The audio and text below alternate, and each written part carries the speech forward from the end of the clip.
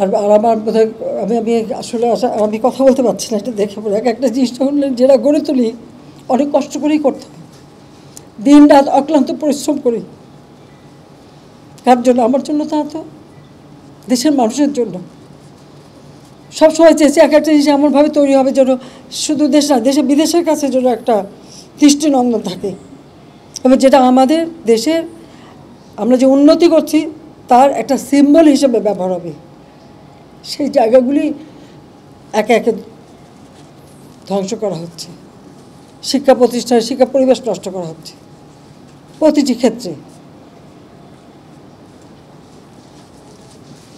এতদিনে এত কষ্টের ফসল সব শেষ করে দিতে চাচ্ছে, এটি হচ্ছে সবচেয়ে বড় কষ্টের। আমি দেশবাসীর কাছে এর বিচার চাই আর তাদের সহযোগিতা চাই।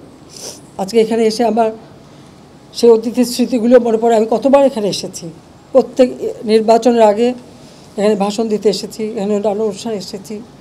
আজকে যে ধ্বংসযজ্ঞ দেখলাম, যে কতদিন এটা আবার পুনরায় প্রতিষ্ঠা করা যাবে জানি না। টেলিভিশনের সাথে যারা কর্মরত, আপনারা নিজের জীবনের ঝুঁকি নিয়ে আপনারা অনেক চেষ্টা করেছেন, কিন্তু ওই সন্ত্রাসীদের কাছে এটা পাওয়া অত্যন্ত কষ্টকর ছিল।